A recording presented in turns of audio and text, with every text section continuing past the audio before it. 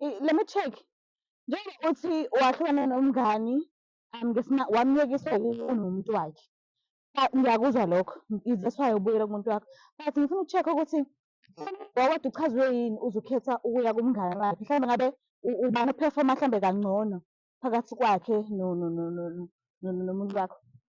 Alright, uSotobe uphefoma kangcono. Inkinga ukuthi le ngane ekamngani. Ungazongitshela kabi. Hawu, wena yayibo. Uzongitshela kabi wena. Baba, ngicela ungiyeke, ngicela ungiyeke. Ngiyeke baba. Ngitshela kabi lenkani. Ngitshela kabi lenkani. Ngicela ungiyeke baba. Please. Baba, ngicela ungiyeke. Uthini wena? Yini lona eshoyo ngami?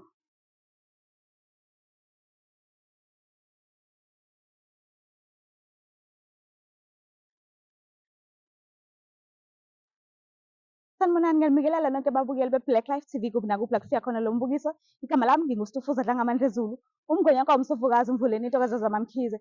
Namhlanje-ke ngiyanamukela kuhlelo lethu esibiza ngokuthi Love Back. So sibhalelwa usisi wethu uNosipho Nsibande la efuna khona ukuthi simhlanganise nomuntu wakhe ahlukene naye bebe ney'nxushunxushu nje eziningi ey'ngangoZulu. Esizomuzwa njengamanje sichazela ngazo ukuthi kwenzakalani beze bafike ekuthenini bayahlukana. Kodwa namhlanje ufuna ukuthi usekhulile, useyafuna futhi ukuthi baphinde babuyelane. So ingakho isizathu esinqala esenza ukuthi asibhalele ukuthi ufuna ukuthi simhlanganise nomuntu wakhe baphinde babuyelane. Asike simuzwe ukuthi usiphatheleni. Alright, mbukela lapha ekhaya kusayiyo-ke i-Love Back le. Nangokuthi songibhalelile efisa ukubuyelana nomuntu wakhe, but-ke uzowasilandisa ukuthi kwakwenze njani beze behlukana kukade kukuhle othandweni labo. Sawubona. Sawubona. Kunjani? Ngiyaphila unjani? Ngi-right, nami sengizwile-ke ukuthi uNosipho, angisho?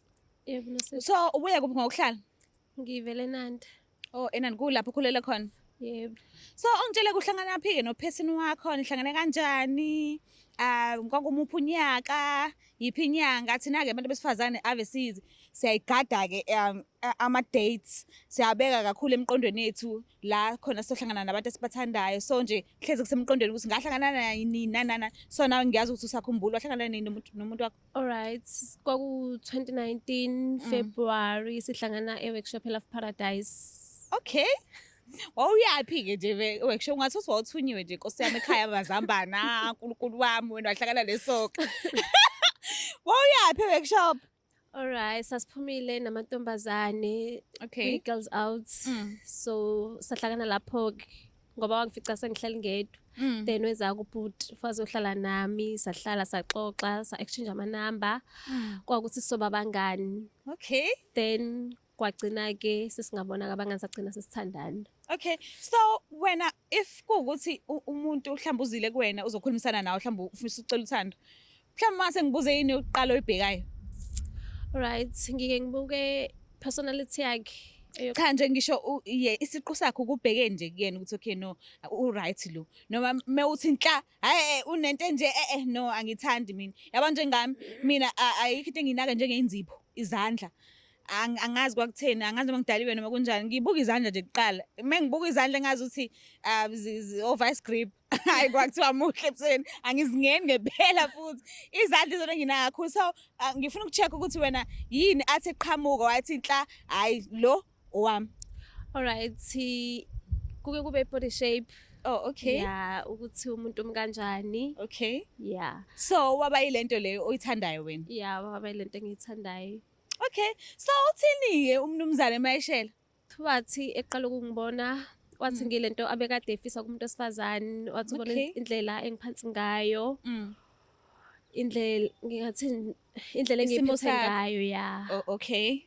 So Mayishela ukhuluma mhlambe nge-relationship nje i-relationship nje noma mhlambe ukhuluma ngezinto eziye emshadweni mhlambe uthini kahle Mayishela?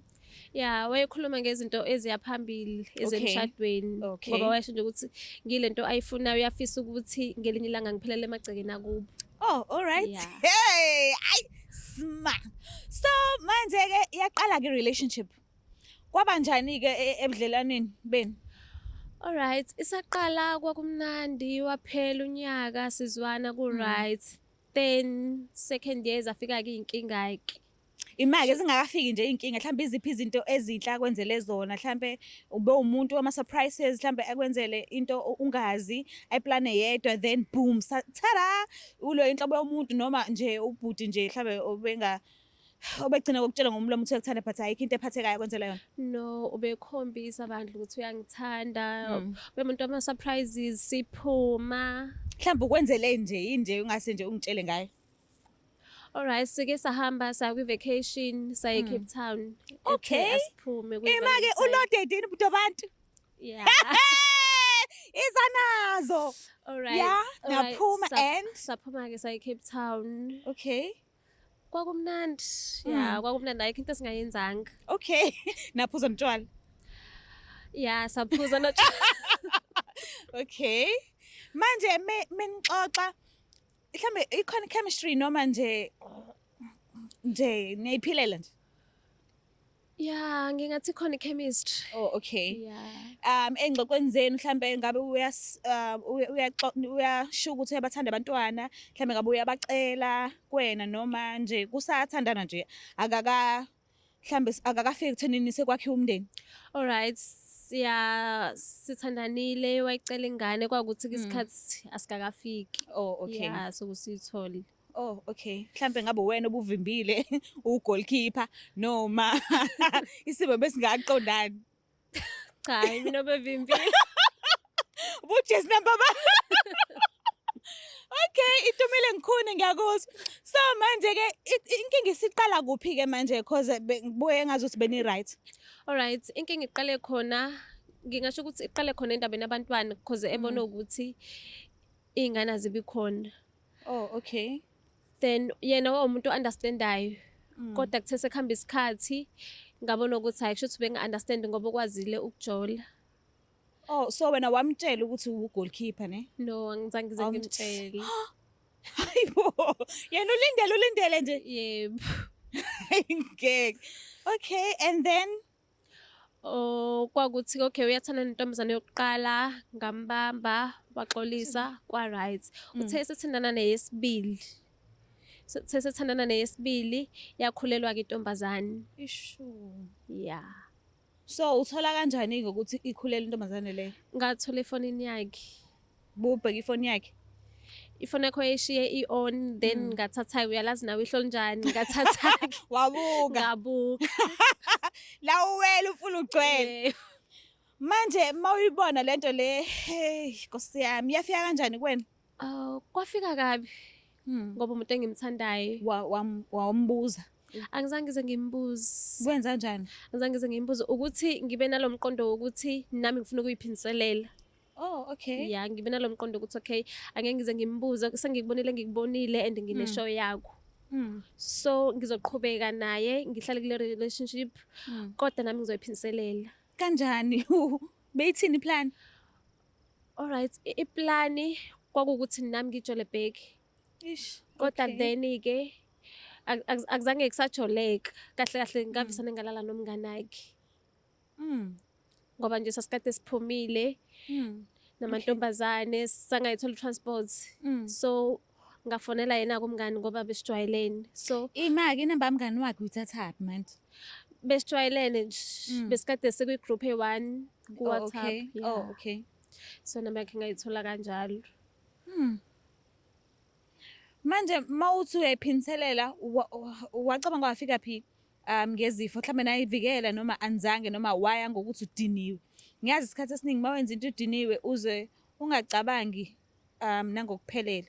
Uze ucabanga igcineni uthola ukuthi sekwenzekile obufuna ukukwenza. Kodwa uthola ukuthi uzosala nenkinga eziningi emva kwalokho uyisola ukuthi bengenzani.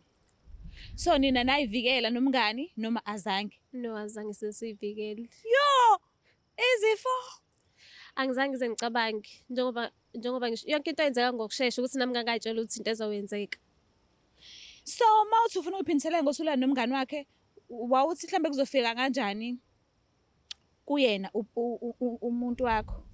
Alright. Iplan kwangayona ukuthi ngilale nomngani wakhe. Iplan kwakukuthi ngithole omunye umuntu engizothandana naye. Oh, okay. Yeah. Then ke ngangamthola umuntu engizothandana naye. Sathi siphumile kwenzeka ukuthi sagcina sehlangana nomngane wakhe then salala kanjalo-ke sinomngane wakhe ngoba wayephuzile nami ngiphuzile. Oh, okay. Yeah. So wasethola kanjani-ke uphethini wakho njengoba uthi wena inhloso beyisekuthenini uziphindiselele ngokuthi uthandane nomunye umuntu kodwa-ke kwangaqondanga uthandane nomunye umuntu wasulana nomngane wakhe. So wawuzofila kanjani ukuthi uphiniselile? Kwakuzofika kanjani kuyena? Obvious kwakuzofika kabi, wezwe ubuhlungu lobu vele nami bengikade ngifuna buzo. Okay. So niyakhuluma-ke emva kokuhlukana nomuntu wakho noma? No, asikaze size sikhulume. Kuze kube manje nje? Yeah, asikaze size Awuzami sikhulume. ukumfonela, mhlawumbe umshayela ama-text? Bengizama ukumfonela wangiziba. Ngagcina sengiyeka ukumfonela. Mhlawumbe unayo indlela yokuthi ungaya kubo noma mhlawumbe ugcine emnyango? Yo, ayikho indlela yokuthi ngeke kube njengoba sekwenzeke kanje. Yeah, ayisekho manje.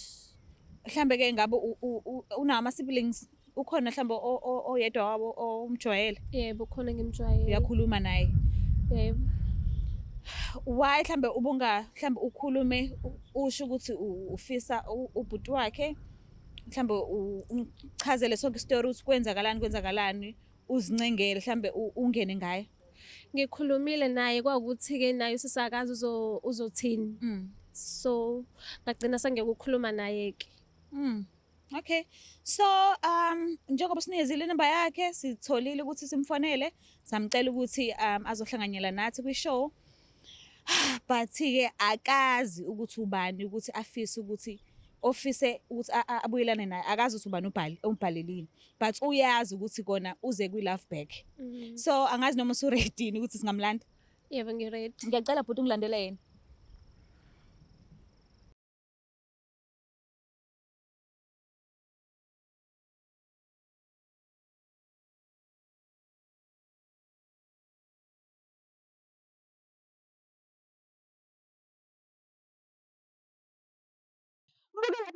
Siyakwamukela usahleli nathi uhlelo leli silibiza ngokuthi i-love back.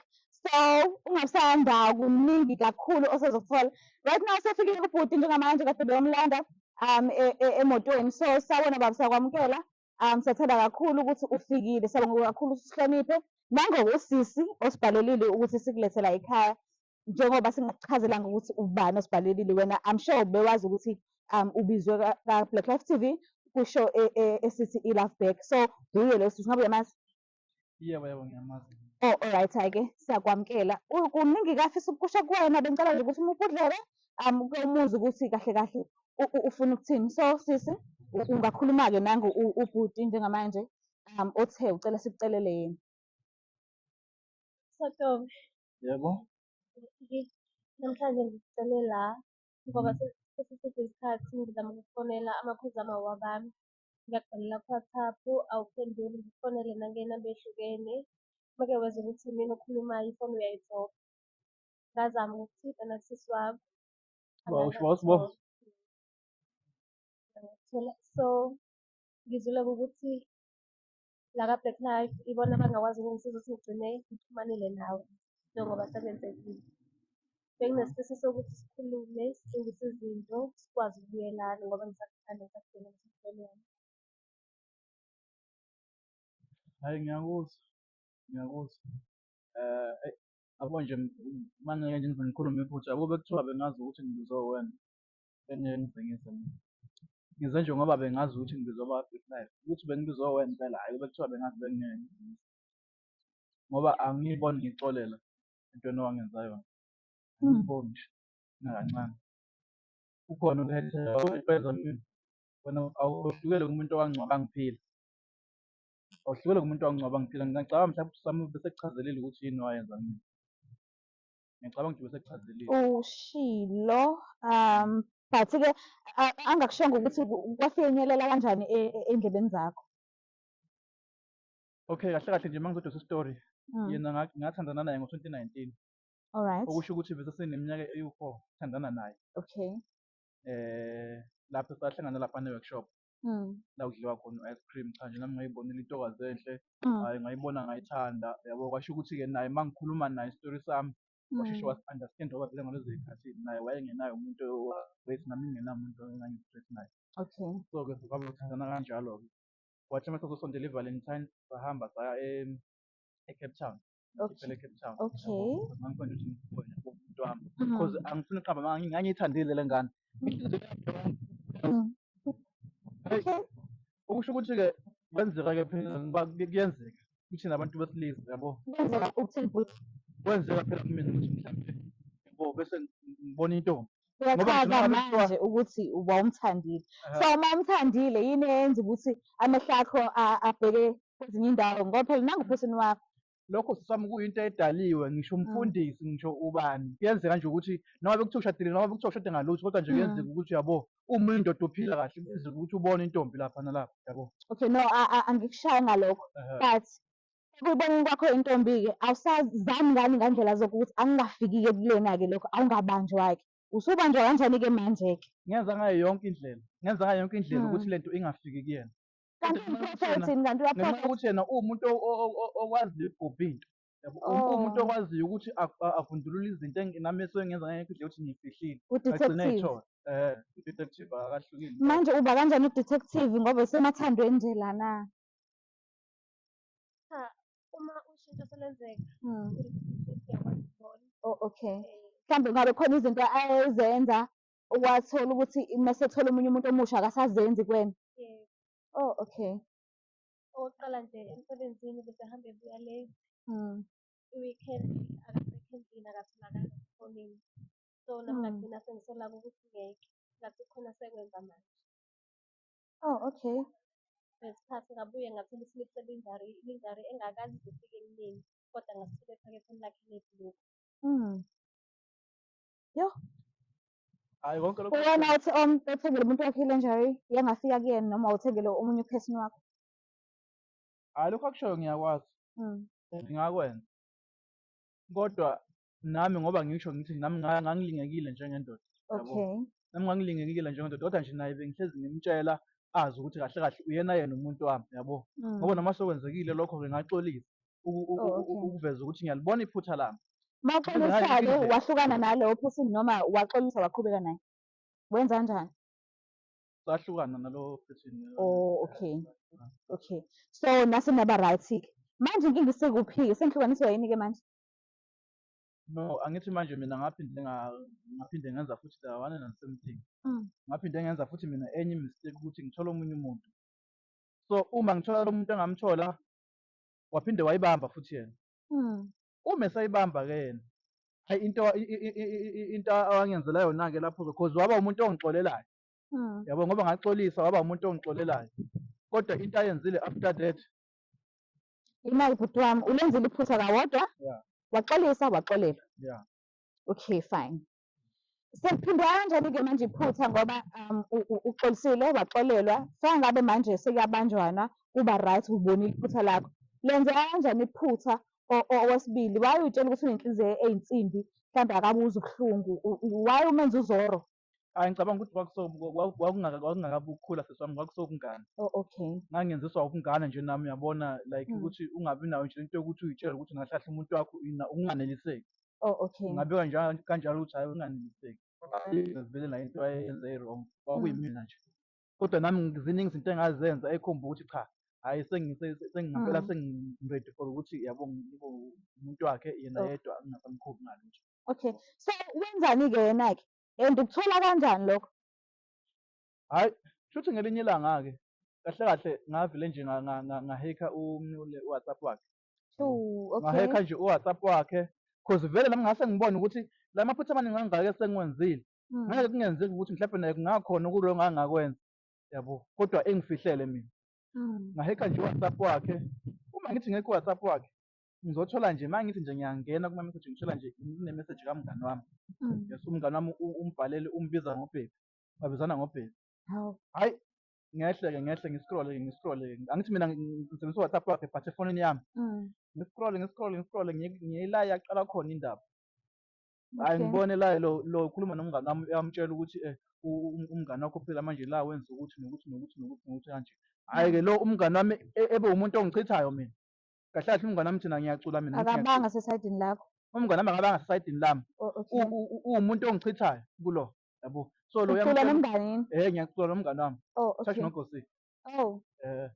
So hayi, umngane wami angabe uwumuntu osesayidini lami, abe umngane wami ukuthi umuntu ongichithayo mina, yabo. Akhulume ngendaba yokuthi mina vele ngi-wrong noma ngabe kuthiwa so-perform-a mina ngenza izinto ezi-wrong namantombazana, Echazela yabo nje. yena. Echazela lo, Hawu, yabo. okay. Echazela lo. Mina vele ngumuntu o-wrong nje vele, hhayi angidliwa isigedi mina. Angibeke kabi-ke ngendlela angibeka kabi ngayo. Hhayi lona ngasenda ama-emoji akhalayo-ke, yabo. Athi usehethekile, usekhathelwe mina kanje kanje kanje. Yabo, umngane wami abe umuntu amduduzayo. Abe umuntu omduduzayo ukuthi hhayi khululeka wena Sikoni, abafana vele banjena kodwa nje kuzohamba hamba kube right. Hhayi kuye ngokuya uma ngihamba nama-message kube khona la sengibona khona. Ngivele ngibona lo wayepostile lo sithombe sakhe. Amncome lo mngane wami athi waze wamuhle mama. Athi lo ngiyabonga asenda ama-emoji asmayelayo, yabo. Hhayi kuye ngokuya ngibone lo umngane wami usebhalela lo ukuthi hhayi mina ngingakuphatha kahle, ngingamdlula mina enkosini, yabo. Hhayi nalo wavele athi serious, yabo. Konke ngiyafunda nje lapho, ngiyafunda ngingamdlula mina inkosi kanje kanje kanje kanje kanje. Nalona naye athi hhayi phela uma usho ukuthi kunjalo but mina ngize ngikwazi ukujola nawe ekubeni ngijola nomngane wakho. Ngathi umngane wami hhayi akunankinga phela singamfihlela kanje kanje bla bla bla. Hhayi, so lapho ngibona-ke kuze kuhambe kuze kufike endaweni yokuthi baze bagcine sebasendelana ama-private part. Angithi ngiyabuka ku-WhatsApp wakhe. Basendelana ama-private part, manje ngiyabuka ngiyabona okay, kune-private part kamngane wami la. Umngane wami usendele lo. Nalona naye gcine yabo, basendelana ngiyabuka konke la. Ngavele ngathi hhayi, umoya wami wamosheka ngalolo suku. Ngamosheka nje ngalolo suku, ngaphela emoyeni wami. Ngavele ngathi yabo nje manje into engizoyenza ngoba vele kahle kahle umuntu wesifazane akaliwe. Angivele ngiphume nje kule ngane, angivele ngiphume ngiphele ngoba noma kuthiwa kwenza at least mhlawumbe angajola nomunye umuntu kodwa lo into engicula naye ngijolene kakhulu naye kusukela sifunde i-creche, yabo. Kusukela sifunde e-creche naye kuze kube manje. Kahle kahle uyafana nanokuthi uwubhuti wami, yabo. Ngavele ngathi hhayi kungcono ukuthi ngivele ngishiye nje phasi indaba yakhe ngaba ukuthi ukumgcina kwami lapho-ke ngamshiya nje kanjalo ngangamchazela lutho. Ngoba even ngisho nabantu basekhaya akekho ngisho umuntu wasekhaya ngisho oyi-one ngangamchazela ngaleyo nto leyo. Yabo nje wathi ubehlize ebhalile usizo wami kanje kanje kanje kanje kanje. Yes. Usizo wami naye ubenakho ukungibuza kodwa bengivele ngimzibe mina ngoba ihlazo kahle kahle into ayenza kumina. So usuthole lokho abangisaphinde uphindile na empedeni abangisamthile. Hhayi ngibangiqonishile. Okay. So wena enhlizweni yakho waba right ngokuthi athole ukuthi usuwulale nomngane wakhe? Kwelinye isayidi lajabula, elinye futhi laba buhlungu ngoba bengimthanda njengoba namanje ngisamthanda. So mhlambe mase sithatha ukubheka, angifuni ukugcoba inhliziyo bhuti wami ungangizwa kabi. Ukuphi la wawuthi uma usu-compare-isha phakathi kwamngani nomuntu wakho wathi hhayi ngathi ku-right ngala? Ubengiphethe kahle umngane wakhe. Manje bayakuphetha kahle umngane wami, yini osoyidinga kumina? Udingani kumina ngasho ukuthi nawe umngane wami uphethe kahle, yini osoyidinga kumina-ke manje? Alright, umngane wakho bengiphethe kahle kodwa ekugcineni ngitholile ukuthi naye unomuntu asekasi naye. So ayikho, ngingathini ayikho inqubekela phambili ethandweni lami naye. Manje usubona ukuthi kungcono ubuyele kulesi sitobhi esiyimina? Hhayi ngoba kungcono ukuthi ngibuyele kwisiteji esiwuwena, ngibuyela kuwena ngoba ngisakhula. Mina sesami into nje engingakutshela yona ngiyona into yokudlala mina. Mina nje ngiyona into yokuthi uma ubhorekile uvele yabo nje la yazi udlale ngani? Angifuni ukuqamba amanga. Umngani ube-single, ngabe uyabuyela kuyena? Yebo, ngabe ngiyabuyela. Umshiye khona e-single? Inkinga ukuthi umngane wakhe bekade engamthandi. Ubuthanda yini kanti-ke umuthi ungamthandi ubufuna ngakho-ke? Ngakwenzisa ubuhlungu benhliziyo ngezinto abesezenzile. Angithi mina ngaxolisa kuwena wena wangixolela. Angithi uyakhumbula ukuthi saxolela mina nawe. Manje wena muxolisa kuphela kanjalo? Wathi nje wona ayikho into ozoyenza, mina ngaze ngasho ngathi ngiyacela ukuthi ngoba kulokhu engikwenzile angifisi ukuthi kube khona ozokwenza wena ngoba nakho uthi upheya kumina, wathi wena ayikho into ozoyenza. Angithi washo njalo wena? Manje kwajikaphi? Kodwa-ke ungiyaxolisa phela uyawusho ngomlomo izenzo zingakukhombisi, wena izenzo zakho ayizange zize zikukhombise ukuthi ucela uxolo. Hhayi ngikuzwa ngawe mina lokho. Let me check. Njengoba uthi wahlukana nomngani wamyekisa unomuntu wakhe. Ngiyakuzwa lokho, that's why ubuyela kumuntu wakho. But ngifuna uku-check-a ukuthi wawade uchazwe yini uze ukhetha ukuya kumngane wakhe. Mhlawumbe ngabe ubani uphefoma mhlawumbe kangcono phakathi kwakhe nomuntu wakho. Alright, uSotobe Performa kangcono. Inkinga ukuthi lincane. Elamngani. Ungazongitshela kabi wena. Hawu wena yayibo uzongitshela kabi wena. Baba ngicela ungiyeke ngicela ba. Ngitshela kabi le nkani. Ngitshela kabi le nkani ngicela ungiyeke ba. Please. Baba ngicela ungiyeke. Uthini wena? Yini lona eshoyo ngami?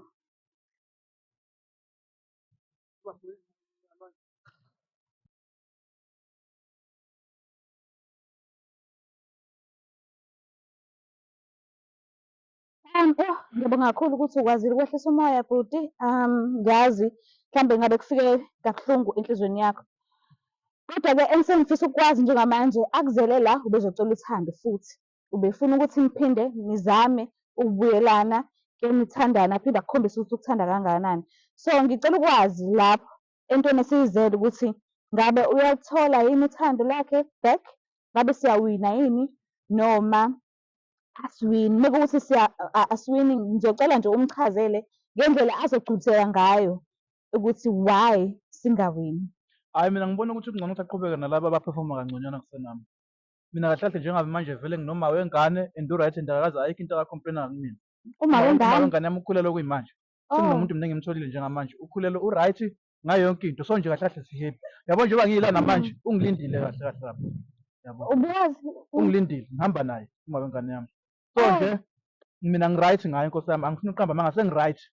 Sengi-right nje aqhubeke nje nabo uyaqhubeka nabo ngoba even ngisho ubungani bethu nomngani wami vele baphela ngenxa yakhe. So nje hayi. No, ngiyakhona uku-understand-a. Ngiyabonga kakhulu ukuthi ufike njengoba sikucelile. But sengifisa ukuzwa sisi wami, mekuwukuthi mhlambe kuyenzeka akulungi noma wengane yakhe, mhlambe uzohlala umlinde noma mhlambe uzo-move on. Ngizomlinda. Oh, okay. Oh, okay. No, kuya-understand-eka. Ngimfisela inhlanhla.